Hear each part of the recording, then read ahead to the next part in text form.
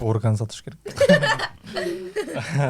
Кыргызстанда негизи көп жумуштар бар да, негизи бутка туруп кетен. Дордойго барасың да, уже 2 контейнерди аласың да, уже бутка турдуң деп. 2 контейнерди алыш үчүн да акча керек. 570 айда депчи. Доллар. 2000 доллар. 2000 доллар дейт да минимум. Негизи ошо дордойчулар, дордойдо иштегендер эле байып жатып калышат деп угам негизи.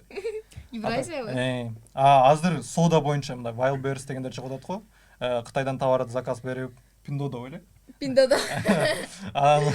Ошол жактан заказ Байер беришип, болуппу? сатышып, ар кандай магазин, интернет магазиндерди ачышып, ошондой ар кандай бизнес менен кетишип атат да. Эгерде госкө иштейм десең, сен андай күчтүү, андай чоң суммада акча таба албайсың деп ойлойм.